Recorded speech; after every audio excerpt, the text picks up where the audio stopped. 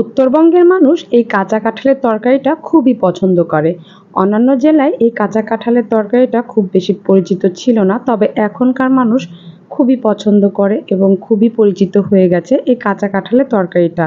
এটি ভাত, রুটি, পরোটা বা সবজি হিসেবেও খেতে পারেন। খুবই মজাদার একটি রেসিপি, আর এর স্বাদ কিন্তু অতুলনীয়। খুবই টেস্টি একটি খাবার এবং পুষ্টিগুণে পরিপূর্ণ। চলুন দেখে নেওয়া যাক কীভাবে রান্না করি।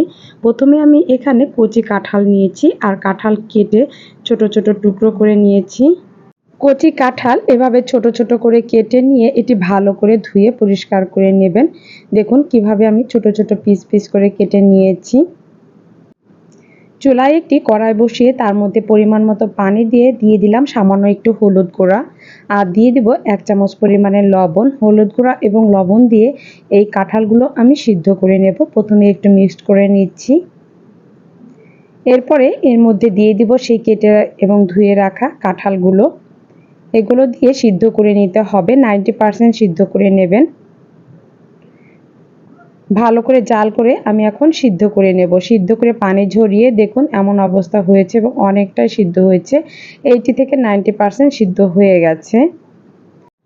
আর নিয়ে নিয়েছি আমি চিংড়ি মাছ। আজকে আমি এই কাঁঠালগুলো চিংড়ি মাছ দিয়ে রান্না করব। আপনারা যে কোনো কিছু দিয়ে রান্না করতে পারেন, মাছ, মাংস সব কিছুর সাথেই কাঁঠালগুলো রান্না করা যায় সেম প্রসেসে। প্রথমে পাত্রে আমি পরিমাণ মতো সয়াবিন তেল দিয়েছি।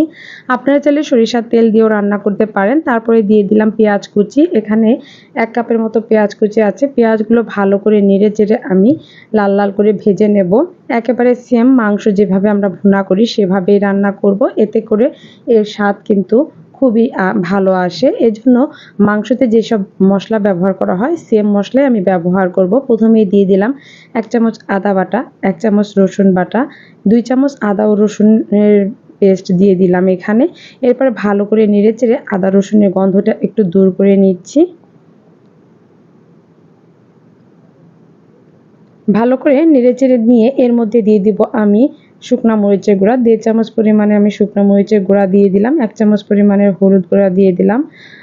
হাফ চামচের একটু বেশি দিয়ে দিলাম ভাজা জিরের গুঁড়ো। দিয়ে দেবো 1 চামচ পরিমাণ ধনিয়া গুঁড়া। ভালো করে একটু নেড়েচেড়ে কষিয়ে নেব। আর ঝালটা আপনারা যেমন পছন্দ করেন সেই অনুযায়ী অ্যাড করে দেবেন। ভালো করে নেড়েচেড়ে আমি মশলাটা কষিয়ে নেব।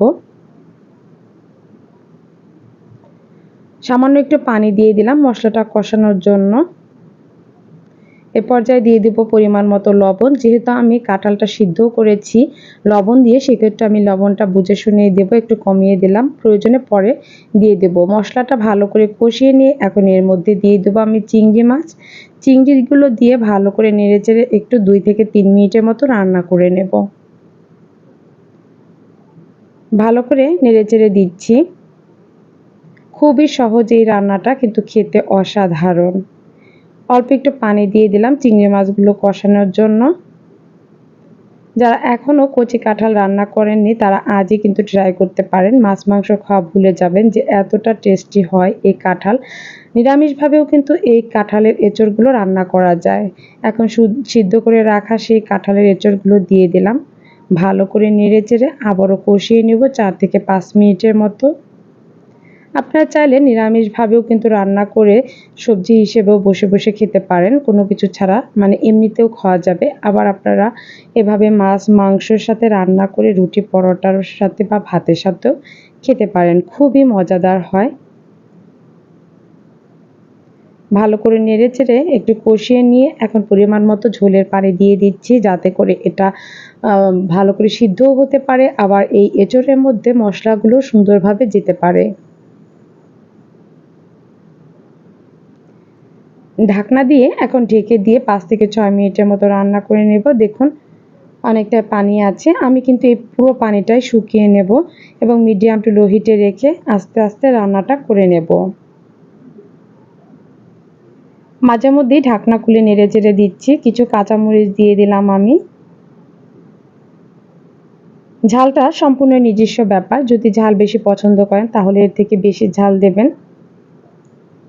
আবার একটু ভালো করে নেড়েচেড়ে ঢাকনা দিয়ে ঢেকে দিলাম। আমার রান্নাটা কিন্তু প্রায় হয়ে এসেছে। দেখুন পানি শুকিয়ে হয়ে এসেছে এবং মশলাগুলো খুব সুন্দরভাবে কাঁঠালের এঁচড়ের সাথে মিক্সড হয়ে গেছে।